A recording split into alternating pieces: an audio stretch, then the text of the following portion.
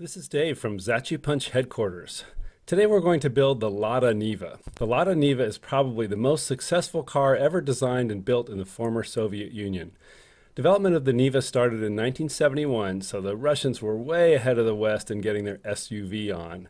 The Niva has served many purposes as ambulance, pace car, sag wagon, even on an expedition to Antarctica. And it's been sold under many names, but here we'll just call it the Lada Niva. Okay, let's get started. What you have in front of you should look something like this. I think I'm going to customize mine a little. I'll paint some racing stripes on it and black out the wheels. I'm going to color code the bumper to the wheels so that it will be just a little different from the stock version. Let's trick it out.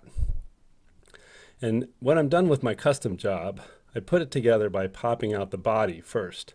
It's a complicated shape, so be careful you don't tear it while you're pulling it out. There. Now fold all the small tabs inward. The one at the bottom of the door is a little higher than you'd expect it to be. And then when you're done with the little delicate folds, fold the big folds that shape the body.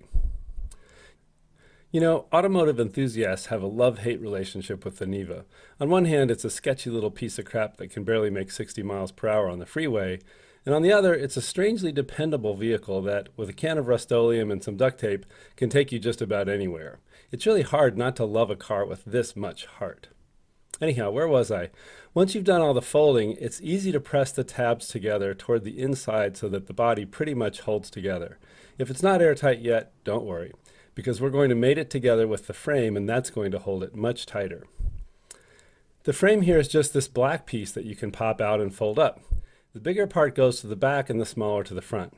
I start by popping the tab from the back into the body and then squeezing the sides in, sort of rocking them in from the side to get the best fit.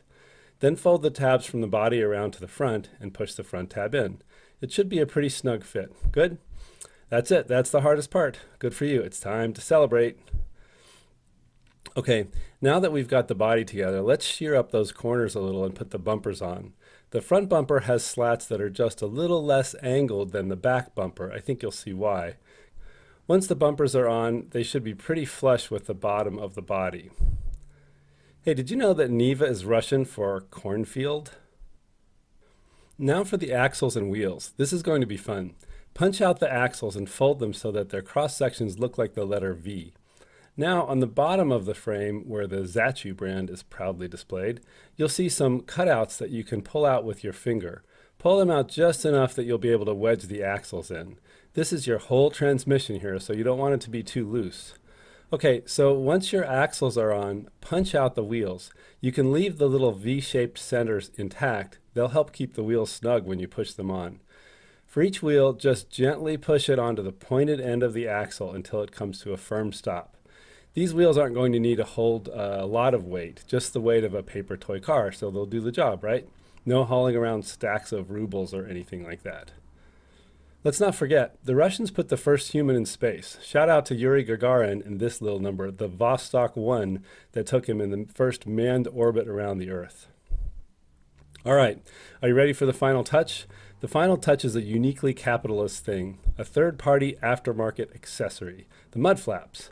No SUV, not even a Soviet one, is complete without mud flaps.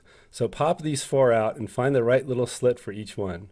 I find that if you pull them out a little after pushing them in, they tend to behave the way you want them to. Now your little bundle of all-terrain goodness is ready to go out and conquer the world, or perhaps immediately break down in a way that challenges your resourcefulness. Who knows? This is Dave, signing off from Punch headquarters.